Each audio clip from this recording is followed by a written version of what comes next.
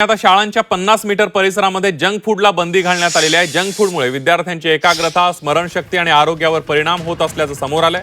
त्यामुळे अन्न आणि औषध प्रशासनाने शाळांमध्ये मिळणाऱ्या अन्नपदार्थांबाबत नवी नियमावली जारी केली आहे। शाळांच्या 50 मीटरच्या परिसरात प्रक्रिया केलेले, त्याचबरोबर डबाबंद खाद्यपदार्थ, जास्त चरबी, साखर आणि मीठ असणाऱ्या पदार्थांच्या विक्री आणि मोफत वाटपासह जाहिरातींवर असलेल्या बंदीची कठोर अंमलबजावणी करण्यात येणार आहे।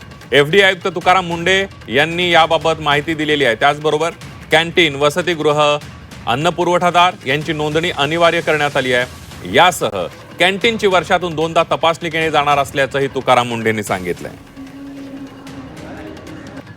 बालमोहन शाळा सुटल्यानंतर विद्यार्थ्यांची एकच झुंबड उरते ती इथल्या खाद्यपदार्थांच्या दुकानांवर। आणि अर्थातच आपल्यालाही ही सगळी मुलं बघून आपल्या शाळेचे दिवस आठवत असतील। शाळेच्या बाहेर मिळणारे बोरं, चिंचा, आवळे, बोरकूट यांसारख्या पदार्थ आधीच्या पिढीने खाल्लेत, मात्र आताच्या पिढीच्या आवडीनिवडी या अर्थातच वेगळ्या आहेत। शाळेच्या बाहेर आता चिंचा, बोरं किंवा बोरकूट मिळत नाही, तर इकडे चिप्स मिळतात, शीतपेय मिळतात, वेगवेगळी चॉकलेट्स मिळतात, फास्ट फूड मिळतात, वडापाव, पिझ्झा, बर्गर अशा पद्धतीची ही सगळी पिढी आहे। त्याच्यामुळे आजही तुम्ही चिंचा, आवळे खा असं म्हणता येणार नाही। मला सांगा, शाळेच्या बाजूला काय काय मिळतं तुमच्या? सगळं मिळतं। तुम्हाला काय काय आवडतं? सगळं। शाळा सुटल्यानंतर काय काय खायला आवडतंय? चिप्स खाता? आईस्क्रीम? आणखीन? शाळा सुटल्यावर खाल्लं तर चालेल? नाही, असं काय सांगितलं नाही, पण खातात।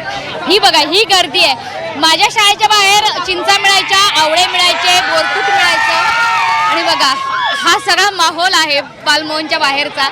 पण आता या मुलांना अर्थातच गर्दी करावीशी वाटते, ती म्हणजे या वेगवेगळ्या खाद्यपदार्थांच्या दुकानांवरती। इथे चिप्स मिळतात, चॉकलेट्स मिळतात आणि ही जेन झी पिढी आहे। सगळ्यात महत्त्वाचं, वेफर्स असतील, चिप्स असतील किंवा शीतपेय असतील, हे सुद्धा आता शाळेपासून 50 मीटरच्या अंतरावर विकता येणार नाहीत अशी सूचना काढण्यात आलेली आहे। त्याच्यामुळे इथून पुढे या नियमाची अंमलबजावणी कशी होते हे बघणं सुद्धा तितकंच गरजेचं आहे। एफडीएचे आयुक्त तुकाराम मुंढे झाल्यापासून त्यांनी कारवाईचा धडाका लावला, त्यांच्या अनेक कारवायांचं कौतुक सुद्धा झालं। मात्र आता ह्या कारवाईचं स्वागत कशा पद्धतीने होतंय आणि सोबतच खाद्यपदार्थ विक्रेत्यांचं म्हणणं काय आहे हे जाणून घेणं सुद्धा तितकंच गरजेचं आहे। कॅमेरामन प्रशांत हमनशी पाठक, झी 24 तास, मुंबई।